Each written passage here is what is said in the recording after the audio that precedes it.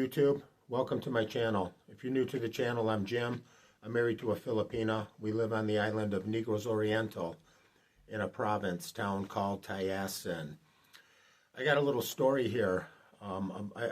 Living down there this last trip, 15 months, I acquired a lot of new friends, American friends.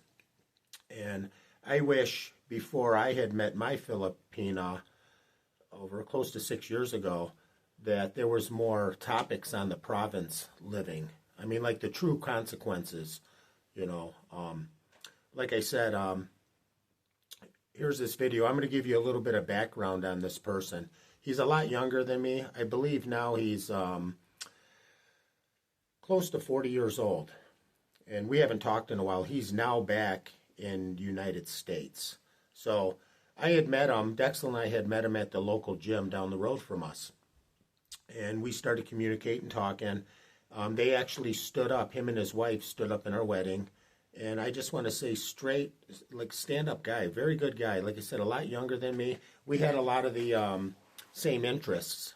He, back when in his younger years, and he's still young. I believe he's not even close to 40. We haven't talked in a little bit. And like I said, I don't remember a lot of stuff. But he had met his Filipina before the lockdown, COVID. He was going over, I believe it was in Manila, some kind of convention on to do with a church. You know, kind of something like a Joel Osteen thing. He ends up meeting his wife now there. And they end up getting locked down in Mactan, Newton, I believe over a year. Because he was telling me how he stayed at those same condos that we stayed at. So, as the months and the years go by, me and him are in contact. Like I said, he stood up in our wedding, and he started, he lives right down the road from us too, in the province. And his wife has, I believe, a sister and a brother. Well, you know, he started rebuilding the house, not as much as I did, but updating the house. He paid for his wife's brother's college, I believe to be a diesel mechanic. And I think he was going at the school too, just to kind of push him. Well, after he graduated, his wife's brother, you know, they didn't want to work. And basically he shut the money down. And and you got to remember this guy too, they were like best friends. He would take him to the gym. This guy, like I said, was a high-level fighter, MMA fighter, trained at one of the best facilities and was sponsored over there in Las Vegas. I'm not going to give up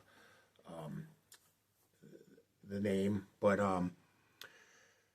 they started to turn on him. He came to me and said, I don't feel safe. I don't feel safe no more. And you got to remember, they had already had one child. They're on the way expecting another child. So he basically moved his wife to Dumaguete. He basically told me, hey, to be closer too, because she was pregnant. Well, come to find out, like he would go to the gym, and he was doing stuff down there with the church. I don't know exactly what, but he turned his life around. He great guy. And he would come home to the condo or the apartment there in Dumaguete, and the family would be, like, they would be sleeping on his bed. They would all be down there. They would take the bus ride down, and they'd be hanging out at the apartment, besides the brother. And like I said, for him to come to me saying he's worried, like basically scared. You know, you're in a foreign country. Here you help out the family, and they want to turn on you. Well, even prior to that, we ended up, he bought them this, it's called a Lechon Manok machine, where you can put a lot of chickens on there. You have it out by the road, and people come by, and you buy a whole chicken or a half a chicken, and it can be a profitable or a decent business. But like I said, everybody, once you open up one there, somebody's going to open up another. He buys it, and then he's like, you know, they try it out for one day, and nobody wants to work. You got to remember, and where I'm getting with this is, I'm not knocking the Philippines. I'm just saying the harsh reality. When you're living around relatives, and I already know this from the comments, but at the time I didn't know. You know, I just wanted to see my wife now, just to have a better life. And she didn't know I get locked out of the country. She didn't know where to go find property. So we just built on the property that the house is on now. And we obviously got some issues. We got a lot of problems, but it's not a problem. It's a simple fix. We're just going to move, But it just shows you, living in the province, it starts off, as long as you're giving and you're giving, they got smiles. And don't get me wrong, there's a lot of good people down there, but I got a lot of Filipino people that will back me, and they tell me, man, you should get out of the province. You don't want to be around all the relatives that grew up there. And now you got to remember, when I'm talking relatives, my wife's father and mother are dead. So all we have is the other siblings, and basically her father's sisters that are still there. And I hate to say it, it's the jealousy, and I don't blame them. But the thing is we got to live too. We can't save the world. And I get these comments. I've donated. We've helped out so much down there when the typhoon, and you can only give so much. Now, this is another thing you guys need to realize is if you are in the province, and maybe you got different circumstances and everything seems to go good, but I'm sure you're buying rice, you're buying something, which if you say you're not, I don't believe it. That's their land, that's their town, and there's no way you're going to come in and you're going to live and be eating chicken and beef all day long and you're not sharing. I just don't see it. Now, where the problems really come in is as these people get older and you're living in the province and maybe your Filipinos' parents are still alive and the other relatives, they start coming down with diseases or health issues, and they're going to expect you to pay.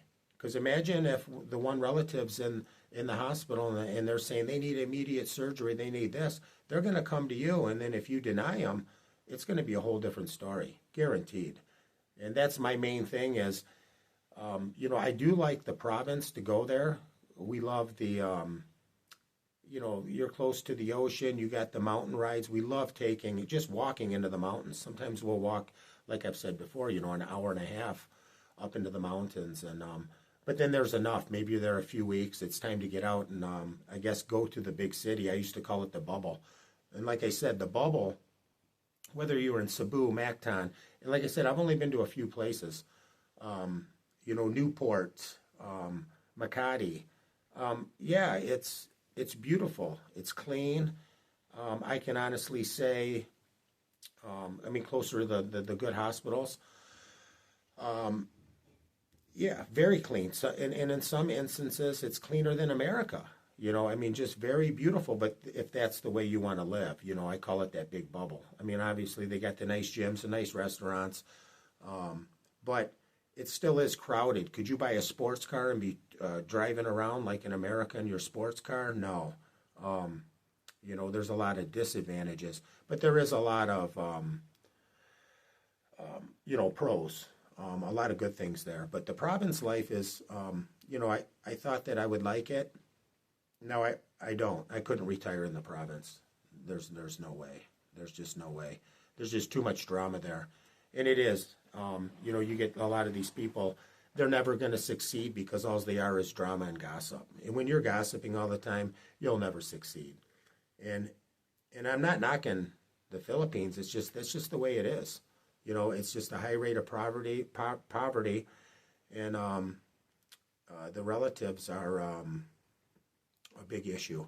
My eldest right now, stepdaughter Nicole, all she ever says to Mom is, "I can't wait till I graduate so we can get out of here."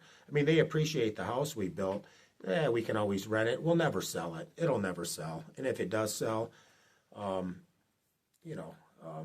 for what we put into it. I told Dexel, when the time comes, if renting's, you're renting, you're only making barely any money, I'll just tear it down.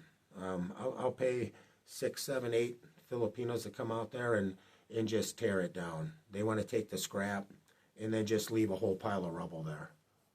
That's what my wife was saying. But like I said, the province, there is a big issue with that jealousy, a big issue with the jealousy. I'm getting a lot of comments back, and it's true. The longer you stay in one area, The longer that people get to know you, they try to take advantage. I have so many stories, just like this last one. Here's a great expat. I don't want to mention his name, but great guy. And it started off great.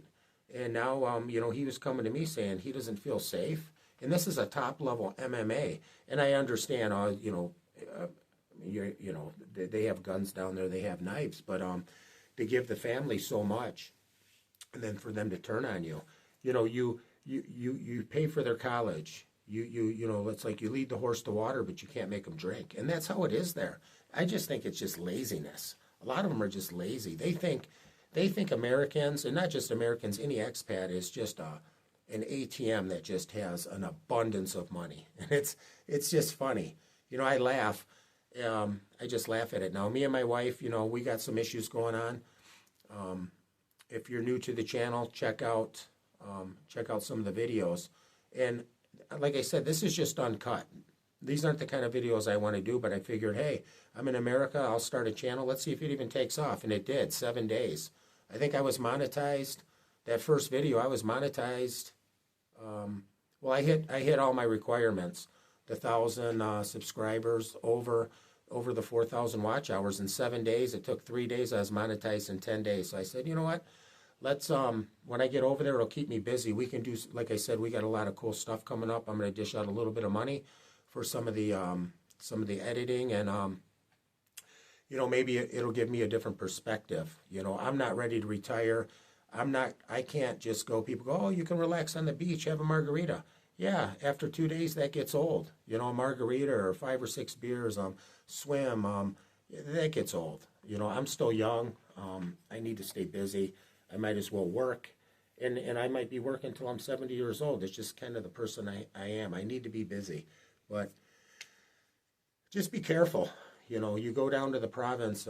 It is neat. Like I said, if you're only making a few trips, I did many, I think 7. And I was locked out for 27 months. Well, 2 years, but it took me 27 months to get back over. So like I say, you get over there, it's a beautiful country. It got me, it grasped me. And I didn't live there until I lived there for almost 15 months. I really got to see the, all the crap that happens, especially with the relatives, the jealousy. And it will come. I don't care what anybody says, because they're all raised the same way.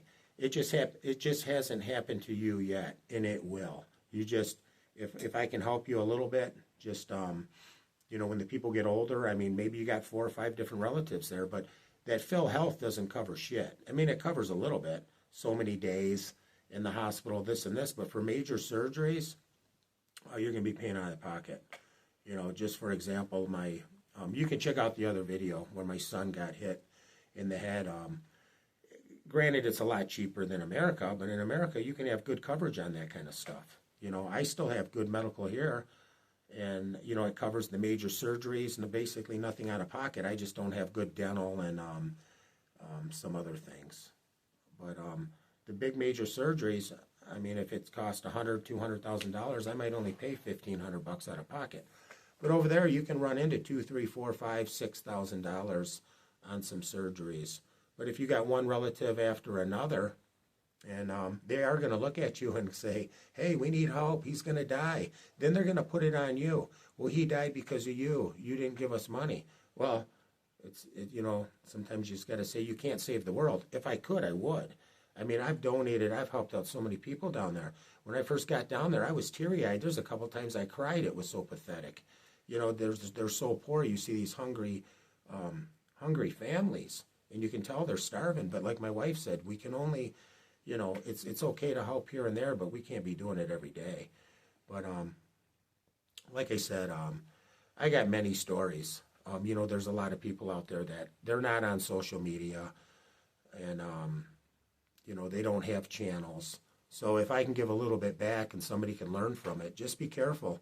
When you're living in the province, the relatives want to take advantage. And I'm not saying all, but eventually they will. They're human. It's human nature, You're living like a king and they're still staying poor. I mean, they're going to, it's just human nature. I mean, it's common sense. And you know what, I overlooked that. You know, I overlooked that because I didn't have any videos. You know, I was just so happy that my wife was getting a better house. The kids were happy. I could buy them bikes, scooters, and I overlooked that. Well, now I learned. I learned the more difficult way. You know, even opening up a business down there in the province, don't even try it. You know, those Filipino people, they can make it work for a while, and then somebody just opens up. They copy you because there's no restrictions. You know, they can open up 10 of the same store. You know, unless it's a franchise. But anyways, stay tuned to the next video. I'm going to be heading to the Philippines here pretty soon. I'm not going to say exact when, but it's going to be 4 to 6 weeks. I'll be back over there for a while, and we're going to come out with some good content. So, Happy New Year, and I hope this video can help somebody else out. Thank you.